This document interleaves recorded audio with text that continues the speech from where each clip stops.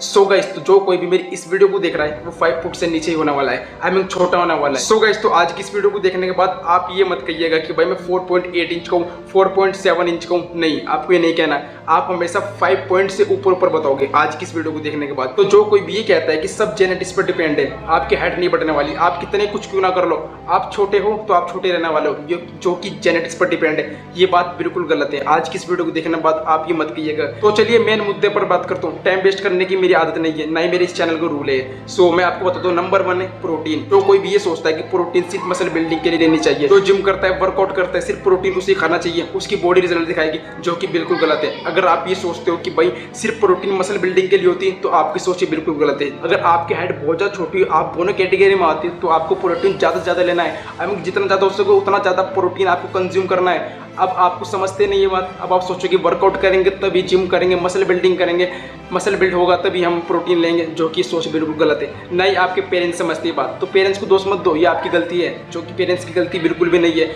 उन्हें तो इस बारे में पता नहीं कि प्रोटीन वगैरह किन किन प्रोडक्ट में मिलता है, प्रोटीन लेना क्यों जरूरी है, ये आपकी गलती है। आप सब कुछ समझने के बावजूद भी प्रोटीन कंज्यूम नहीं करते, तो ये 100% आपकी गलती है। फिर आप दोष देते हो कि मेरी हाइट छोटी है। अगर आप अपनी हाइट को सच में इंक्रीज करना चाहते हैं, तो आपको ज़्यादा से ज़्यादा प्रोटीन कंज्यूम करना है, ना कि आपको प्रोटीन को इग्नोर करना है। और अपने पेरेंट्स को समझो, प्रोटीन लेना आपके लिए बहुत ज़्यादा जरूरी है। तो प्रोटीन आपको किन किन चीज़ों में देखने को मिल जाएगा? अंडा, पनीर, दूध, चिकन, इन सब चीज़ों में और भी काफ़ी सारी चीज़ें हैं जिसमें कि आपको भरपूर प्रोटीन देखने को मिल जाएगा। तो जो नंबर 2 है वो है वर्कआउट। जो ये कहता है कि भाई वर्कआउट करने से हाइट रुक जाती है, छोटी एज में वर्कआउट करके जिम जाएंगे तो आपकी हाइट रुकने वाली है, तो कृपया करके प्लीज़ मैं कह रहा हूँ इस वीडियो को छोड़ दो, यहीं पर इस वीडियो को छोड़कर चले जाओ।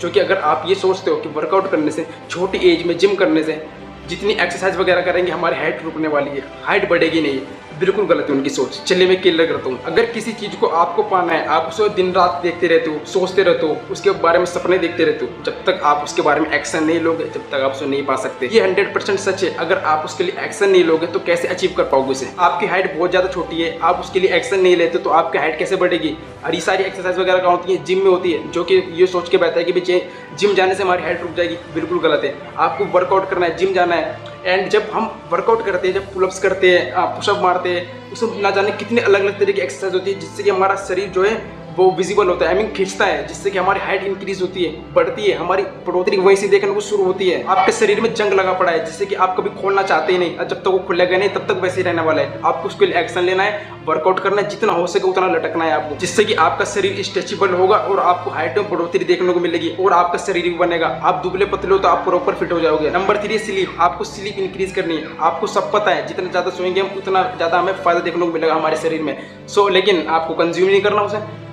रात भर मोबाइल चला रहे हैं, सुबह उठते सारे एकदम मोबाइल चलाने लगे, काम पे चले गए, आप स्कूल जाते हो, कॉलेज वगैरह जाते हो, या आप काम करते हो, जॉब करते हो, कुछ भी करते हो, आप सुबह ही वहाँ पर चले गए, आने के बाद वहाँ पर से भी आप मोबाइल में लग जाते हो। और जो कि रात का टाइम है, उस टाइम तो आप 100% मोबाइल देखते होंगे।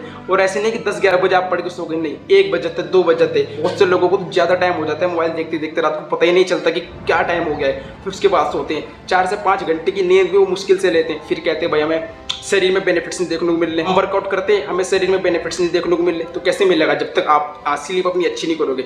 आपको 8 से 10 घंटे की स्लीप इंक्रीज करनी बहुत ज़्यादा जरूरी है। हम पिछले काफी टाइम से वर्कआउट कर रहे हैं, हमें अपने शरीर में किसी भी तरह कोई बेनिफिट्स नहीं देखने को मिल रहा। बेनिफिट्स किस तरह देखने को मिलेगा आपको? जब तक आपकी स्लीप अच्छी नहीं होगी।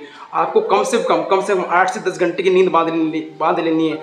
आपको एक रात के अंदर 8 से 10 घंटे की नींद कंज्यूम करनी है। ये लिख लो। ऐसे नहीं कि आपने मेरी बातों सुना छोड़ दिया, इस कान से सुन रहे हो, इस कान से निकाल दिया, बिल्कुल गलत है। फिर आपको नुकसान है इसमें। मेरे काम समझाने का, मैं आपको 100% ट्रस्ट में समझा रहा हूँ। Number 4 physical activity. ये भी आपको पता है, हम जितना ज़्यादा फिजिकल एक्टिविटी कंज्यूम करेंगे उतने ज़्यादा हमें शरीर में बेनिफिट्स देखने को मिलेंगे, उतने ज़्यादा हमारी जल्दी हाइट बढ़ने वाली है। लेकिन करना कुछ नहीं, उसके लिए एक्शन नहीं लेना। इसमें गलती आपकी नहीं है। चलिए मैं आपको बताता हूँ। अगर आप स्कूल जाने वाले बंदे हो तो आप सुबह उठ जाते होंगे 6:30-7 बजे। आई मीन बहुत से लोग तो उससे पहले उठते हैं, जिसका 7-7:30 बजे का स्कूल है वो और भी जल्दी उठते हैं। आप क्या करते हैं? स्कूल जाते हैं, वहाँ से आने के बाद आप 1 से 2 के बीच में आते होंगे आप, तो उसके बाद आप क्या करते हैं? मोबाइल लेके पड़ जाते हो, या फिर आपको होमवर्क वगैरह मिलता है स्कूल से, जो होमवर्क मिलते हैं उसे करते हो। आपको लग जाता है 2 से 3 घंटे आपको टाइम लगता है उस होमवर्क करने में, जो कि बड़ी क्लास में और भी ज़्यादा होमवर्क वगैरह मिलता है, आपको टाइम नहीं मिलता। उसके बाद आप क्या करते होंगे?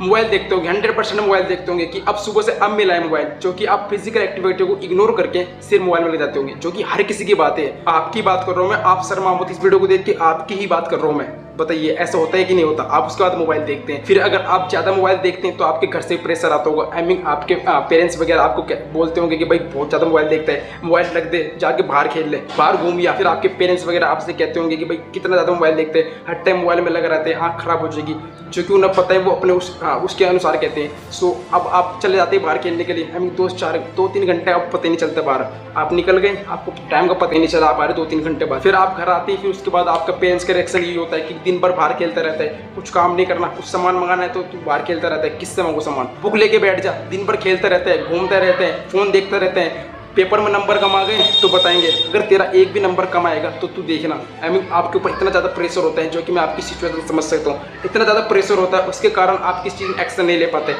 आप इतनी ज़्यादा स्ट्रेस में रहते हो कि भाई वो सब करना है, वो सब करना है, लेकिन उसके अनुसार आप इस सब चीज़ों को इग्नोर कर देते हो, जो कि जानबूझ के करते हो। पता सब है आपको, 100% का आपको सब पता है, लेकिन आप उस प्रेशर के कारण इन सब चीज़ों को अवॉइड कर देते हो, जो कि बिल्कुल गलत है। फिर पेपर की टेंशन, पेपर आने वाले हैं, कल इस सब्जेक्ट का पेपर होने वाला है, फिर आप रात भर पढ़ाई करते रहते हैं। उसके बाद आपका जो मेंटल है इतनी ज़्यादा स्ट्रेस में रहता है, जिसके कारण आपको किसी काम करने का मन नहीं करता, यहाँ तक कि अपने ऊपर भी ध्यान देने का टाइम नहीं मिलता कि मेरी छोटी हाइट है, मैं काला हूँ, मेरे फेस पर बहुत ज़्यादा पिंपल्स हैं, बाल बड़े हो गए ना कटा लूँ, मेरे हेयर लाइन जा रही है, इतनी सारी प्रॉब्लम जो भी जिसको होती है, उन सब चीज़ को वो इग्नोर करता है, क्योंकि उसके ऊपर पेपर की टेंशन है, पढ़ाई की टेंशन है। फिर इन सब चीज़ों पे आपका बिल्कुल भी ध्यान नहीं जाता, अगर पेपर में नंबर कम आएंगे तो मेरे पेरेंट्स क्या कहेंगे, क्या नहीं कहेंगे। सो मैं आपकी प्रॉब्लम समझ सकता हूँ, जो कि अगर आप इस प्रॉब्लम से गुजर रहे हो, मैं आपकी सारी प्रॉब्लम समझ सकता हूँ, लेकिन मैं आपसे इतने कहना चाहूँगा, जिस भी हाल में भी हो आप, लेकिन अपने प्रोग्रेस को मत छोड़ो। जैसे भी जिसके ऊपर आप काम करना चाह रहे हैं, जो भी आपका